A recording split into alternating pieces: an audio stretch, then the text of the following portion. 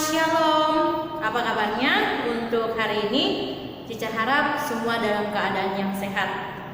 Oke, sebelum kita memulai pembelajaran kita untuk hari ini, mari kita sama-sama berdoa terlebih dahulu untuk menyerahkan setiap kegiatan kita kepada Tuhan. Dan apapun yang kita lakukan, semoga berkenan di hadapan Tuhan dan dapat menjadi bekal kita untuk kemudian hari. Kita sama-sama berdoa. Amin, doa selesai. Kita akan melanjutkan materi kita. Sebelumnya kita sudah membahas tentang ruang lingkup biologi yang mencakup tentang karakteristik dari sains, kemudian cabang-cabang biologi.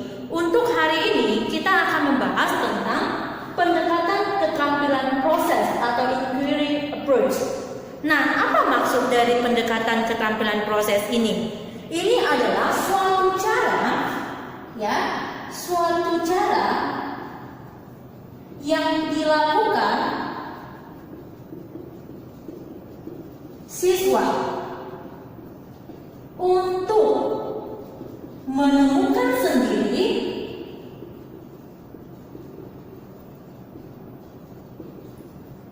konsep atau informasi ilmiah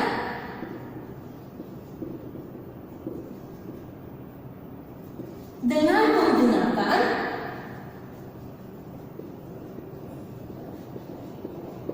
kemampuannya secara maksimal.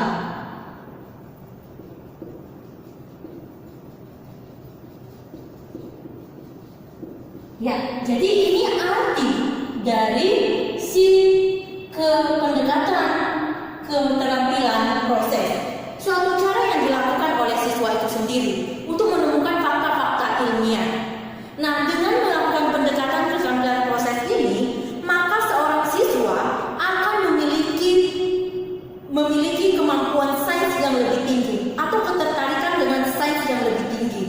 Nah, adapun cakupan daripada keterampilan proses ini adalah yang pertama adalah ketika dia melakukan pendekatan keterampilan proses, maka ini akan dicakup. Pertama, dia harus melakukan klasifikasi objek. Ngerti ya maksudnya? Nah, klasifikasi objek ini adalah agar kita atau seseorang yang melakukan pendekatan keterampilan proses ini dapat lebih menspesifikkan apa yang ingin diketahuinya, atau apa yang ingin diteliti, atau apa yang ingin diobservasinya. Nah, misalnya klasifikasi objek. Misalnya salah seorang dari kalian, kita bilang si Julpan ya. Julpan ingin melakukan penelitian pengaruh vitamin B terhadap anak-anak. Nah, sekarang si Julpan tadi melakukan pengamatan tentang pengaruh vitamin B terhadap anak-anak. Nah, klasifikasi objeknya adalah hanya untuk anak-anak. Berarti dia dapat melakukan klasifikasi objek, orang dewasa nggak diteliti lagi. Kemudian karena di sini anak-anak, berarti manusia kan? Berarti dia nggak akan melakukan penelitian lagi kepada hewan atau tumbuhan. Jadi pengklasifikasian ini agar kita lebih spesifik yang mana yang mau kita teliti. Nah, selanjutnya cakupan yang kedua adalah mengajukan pertanyaan. Jadi sering sekali pertanyaan akan timbul ketika kita ingin mengetahui tentang sesuatu. Nah, pertanyaan ini juga dapat membantu kita untuk melakukan pendekatan keterampilan proses. Jadi pertanyaan-pertanyaan yang timbul akan merujuk kita untuk bisa mencari jawabannya. Ya, misalnya apa pengaruh vitamin B terhadap anak-anak? Atau berapa lama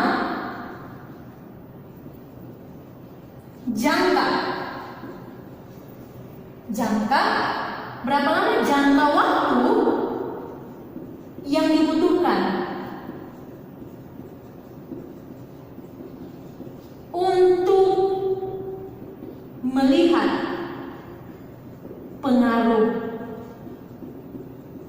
vitamin B terhadap anak-anak, atau berapa dosis vitamin B yang baik untuk anak-anak. Nah, jadi banyak yang bisa kita buat pertanyaan sehingga kita bisa dirujuk untuk bisa meneliti dan mencari jawabannya. Oke, selanjutnya kita akan melakukan pengamatan atau observasi. Nah, jadi kita akan melakukan pengamatan. Oh, tadi sudah diklasifikasikan objeknya. Kita nggak akan lagi melakukan pengamatan kepada hewan, tumbuhan, karena kita hanya untuk manusia, yaitu untuk anak-anak. Bagus. Nah, kemudian kita akan di dalam pengamatan ini pasti kita akan menghasilkan observasi, akan menghasilkan data, ya. Jadi dari observasi, oh kita tahu ada data yang didapatkan. Contoh datanya ada 2 bagian. Jadi data itu ada 2 jenis. Yang pertama ada disebut dengan data kualitatif. Ini berdasarkan kualitas. Tidak ada angka atau nilainya. Misalnya datanya bisa berupa warna. Oke, bisa dibilang warna merah 5. Enggak kan? Jadi warna itu adalah berupa data kualitatif. Tapi ini merupakan hasil data observasi. Misalnya bunga mawar berwarna merah dibiarkan dengan bunga mawar berwarna putih akan menghasilkan bunga mawar berwarna pink. Jadi warna ini adalah suatu data yang didapatkan tapi tidak menghasilkan angka. Bisa ya, Nak? Oke, selain warna, bau. Ya. Bau bunga mawar atau bau daripada ruangan setelah diberikan pewangi ini, itu adalah suatu data, tapi tidak bisa kita nilai, kita ukur seperti itu. Nah, ada juga data bersifat kuantitatif. Nah, ini berbeda. Ini memiliki nilai atau kuantitas. Contohnya tinggi. Nah, tinggi kan bisa kita ukur, Nak. Tinggi tanaman 5 cm, atau massa bobot, massa anak-anak, berapa massa tubuhnya, misalnya 10 kg, ada nilainya. Kemudian apa lagi contohnya? Oke, nah contohnya adalah yang lain daripada ini, volume buah. Misalnya kita lihat volumenya adalah 20 cm3 dan lain sebagainya. Nah, kemudian sudah melakukan pengamatan, maka kita akan menyajikan data. Data ini yang sudah kita peroleh itu akan kita sajikan bisa dalam bentuk grafik. Tahu ya, di matematika dipelajari grafik. Grafik bisa, kemudian bisa disajikan dalam bentuk tabel. Nah, apalagi bisa disajikan? Bisa juga disajikan dalam bentuk ini skema dan lain sebagainya. Nah, selanjutnya dalam cakupannya juga ada menafsirkan data. Jadi misalnya nih, kita belum tahu apa kesimpulannya, tapi kita bisa menafsirkan. Ya, menafsirkan ini bisa diperoleh dari data-data yang ada. Nah, kemudian memprediksi dan memperkirakan, ya, di sini juga bisa kita lakukan dalam cakupan inquiry approach atau pendekatan keterampilan proses. Nah, apa itu memprediksi? Memprediksi adalah melakukan dugaan berdasarkan logika. Nah, secara logika, perempuan itu lebih sensitif daripada daripada pria ya. Maksud teacher, wanita lebih sensitif daripada pria. Nah, itu logika kita. Apakah itu sudah pasti? Nah, itu harus dilakukan penelitian. Tapi kita punya logika, iya, sepertinya gitu. Jadi ini berdasarkan logika ya. Nah, ada yang kedua, memperkirakan. Kalau memprediksi dari logika, memperkirakan ini adalah berdasarkan data-data yang ada. Memperkirakan ini nanti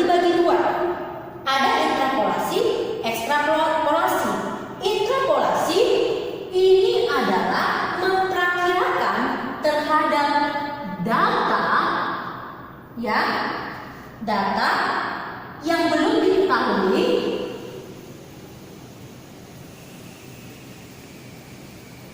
tapi sudah terjadi. Ini udah terjadi, tapi nggak kita ketahui gitu.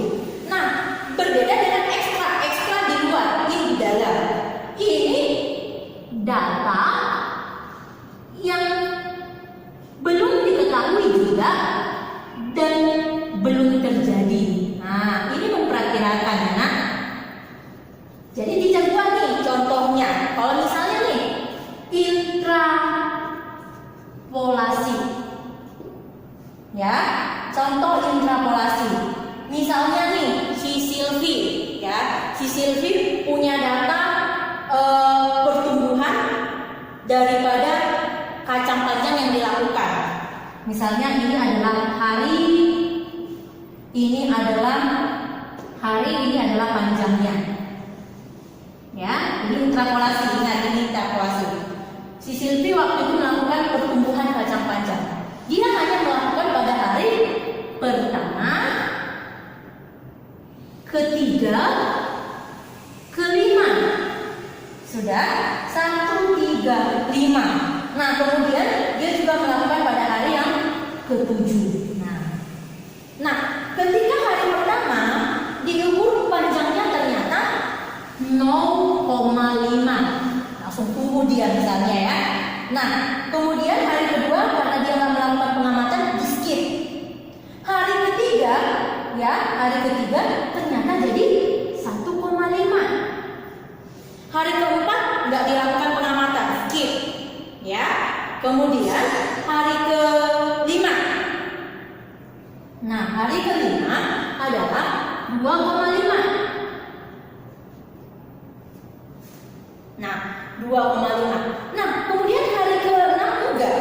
Hari ke-7 jadi 3,5.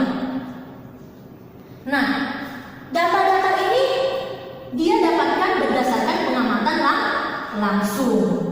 Dia hanya melakukan pengamatan hari 1, 3, 5, dan 7. Ternyata ada seorang ilmuwan bilang gini sama si Silvi. Silvi, aku butuh hari kedua. Nah, hari kedua, oke, saya bisa dapatkan dengan melakukan perakiraan intrapolasi. Kenapa intrapolasi, Cak? Ya, intrapolasi dilakukan karena hari kedua udah terjadi kan? Udah. Kenapa udah? Karena di sini hari ketiga udah ada. Sudah? Karena dikatakan tadi intrapolasi data yang belum diketahui tapi sudah terjadi. Gitu. Jadi, karena seorang ilmuwan minta data ke si Silvi untuk hari kedua, maka si Silvi tinggal melakukan perakiraan intrapolasi hari kedua. Ya, jadi dia hanya memprediksi di sini. Karena hari kedua udah terjadi, hari ketiga memang diukur dia, hari kedua di skip dia. Nah, di sini dilihat, mari kita lihat 0,5, 1,5, 2,5, 3,5. Kira-kira tambah-tambah berapa ya? Tambah-tambah 0,5 ya. Jadi kalau kira-kira di sini hari kedua berapa? Hari kedua jadi 1. Bagus. Jadi hari kedua di sini pasti menurut si karena berdasarkan data ini adalah 1 cm. Jadi intrapolasi ini adalah terhadap data-data yang belum diketahui tapi sudah terjadi. Nah, jadi kalau kita bilang hari berapa lagi di sini intrapolasinya? Hari ke-4. Iya, benar. Hari ke-4. Jadi hari ke-4 kira-kira intrapolasinya berapa, nak? Iya, bagus. Hari ke-4 itu adalah 2 cm. Oke, bagus. Jadi intrapolasi itu adalah prediksi terhadap yang sudah terjadi, tapi datanya kita nggak dapat, gitu. Oke, bisa sampai di sini? Jadi kalau ekstrapolasi itu kebalikannya, nak. Nah, di sini tadi si Silvi sampai hari ke-7. Oke, aku udah selesai, hari ke-7 udah aku dapat selesai, kata si Silvi. Nah, jadi dia bisa membuat misalnya seorang ilmuwan datang lagi, Silvi, saya mau sampai hari ke-8. Oke, tinggal buat. Jadi ekstrapolasi. Jadi ekstrapolasi data yang belum diketahui dan belum terjadi. Kira-kira hari ke-8 udah terjadi nggak? Belum karena hari ke-7 terakhir dilakukan si Sylvie. Maka hari ke-8 belum terjadi dan belum diketahui. Maka si Sylvie bisa melakukan perakiraan ekstrapolasi. Jadi dibuat di sini. Oke, hari 8 saya tahu tuh berapa. Karena tadi hanya tambah 0,5 berarti hari ke-8 adalah 3,5 adalah 4. Hari keberapa lagi ekstrapolasi? Iya. Hari ke-9 sampai selanjutnya. 9 berarti 4,5 cm. Oke? Sampai di sini paham? Ya, Cica harap kalian paham. Ya, ekstrapolasi, intrapolasi. Ekstrapolasi terhadap data yang belum terjadi dan belum diketahui. In sudah terjadi tapi belum diketahui. Sudah paham? Oke, good. Oke, ya, yang terakhir kita akan lihat cakupan daripada keterampilan proses adalah yang terakhir, identifikasi variabel dalam percobaan. Nah, variabel itu ada dua jenis, ada berdasarkan sifatnya dan ada berdasarkan variabel percobaannya. Untuk sifatnya, fisika ada, biologi ada, kimia ada. Nah, ini pasti sudah lebih tahulah kalian, waktu SMP sudah pernah dibahas tentang sifat fisika. Kalau fisika itu cakupannya antara lain gravitasi, tekanan, apalagi ya misalnya adalah radiasi atau pencahayaan. Nah, kemudian apalagi dan lain-lain. Nah, untuk biologi sendiri itu adalah mencakup makhluk hidupnya. Contohnya itu apa? Contohnya predator, gulma, herbivore, dan lain-lain. Nah, kimia itu ya mencakup kimianya. Contohnya apa? Tingkat keasaman atau pH. Kemudian apalagi? Ya, kadar oksigen, kadar CO2, kadar nitrogen, dan lain-lain. Ini adalah klasifikasi variabel berdasarkan sifatnya. Selanjutnya adalah klasifikasi variabel percobaan. Ya, dibagi 4 di sini. Apa itu variabel bebas? Variabel bebas adalah variabel manipulasi atau sengaja dibuat beda. Kemudian variabel terikat adalah variabel respon atau singkatnya kita buat adalah variabel hasil dari variabel bebas. Jadi karena ada variabel bebas, hasilnya akan membentuk variabel terikat. Kemudian variabel kontrol atau terkendali. Ini bisa diartikan sebagai sesuatu yang dibuat sama atau sesuatu yang sama. Jadi kalau dikatakan semua sama, berarti itu kontrol, berbeda itu bebas, hasil dari bebas itu adalah terikat. Variabel pengganggu apa? Ya, variabel pengganggu yang mengganggu penelitian atau observasi atau pengamatan. Nah, selanjutnya di sini kita lihat contoh bagaimana menentukan yang namanya variabel. Jadi di sini ada judul percobaan. Apa itu judulnya? Pengaruh dosis pupuk urea terhadap pertumbuhan kacang hijau. Nah, kenapa di sini tidak pupuk saja? Karena nanti kalau pupuk itu banyak jenis pupuk. Masa semua pupuk kita buat? Jadi di sini harus dispesifikkan. Seperti yang tadi di dalam pendekatan keterampilan objek harus ada klasifikasi objek. Nah, di sini juga harus ada kacang hijau saja. Nanti kalau nggak kita buat kacang hijau, semua tanaman, apakah bisa kita amati? Tidak, jadi dibuat ya secara spesifik. Nah, variabel bebas kita tentukan dari judul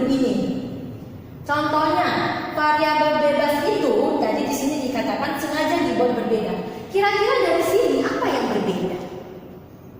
Pengaruh dosis. Berarti dosis ini adalah sesuatu yang berbeda.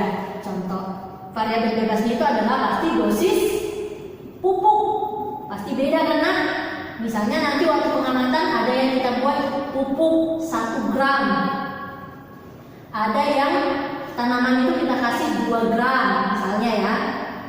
Sebenarnya ini banyak, atau ini ada contoh lah, misalnya 0,5 gram, 0,75 gram, dan 1 gram. Nah, jadi semua berbeda. Itu adalah variabel bebasnya. Kemudian ada terikat. Apa katanya terikat? Hasil dari bebas itu. Ketika ada dosis pupuk, maka apa yang terjadi pada tanaman itu? Misalnya, kita akan amati.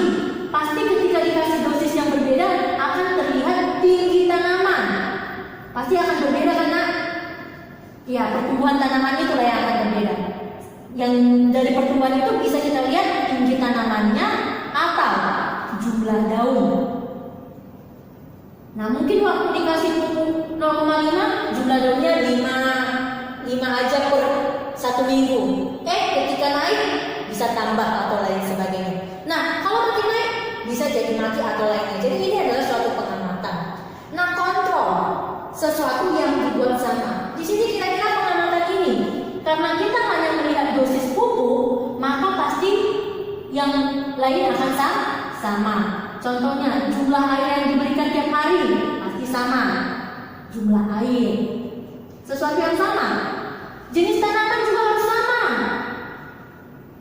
Gak ada satu tanaman kangkung, satu tanaman kacang hijau, karena yang kita lihat hanya dosis pupuknya. Kemudian apa lagi yang sama? Jenis pupuknya. Bedakan jenis sama dosis ya. Kalau dosis itu jumlahnya, sedangkan jenis itu adalah jenis-jenisnya. Di sini semua menggunakan jenis pupuk. Oke, untuk melanjutkan video tadi yang sempat terputus, jadi dalam video itu ada ditanya variabel pengganggu. Ya, di sini adalah variabel pengganggu. Setiap variabel atau setiap yang mengganggu dari percobaan tersebut. Nah, di sini yang menjadi variabel pengganggu tadi adalah contohnya gulma dan hama. Oke, jadi itulah dia untuk variabel pengganggu pada percobaan pertama tadi. Nah, contoh lain. Kita buat judul dari percobaannya adalah pengaruh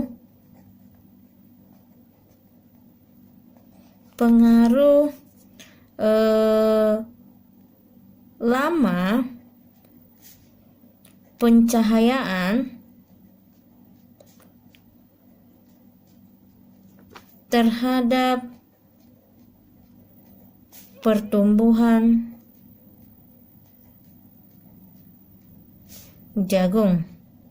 Nah, ini adalah judul percobaan yang lain.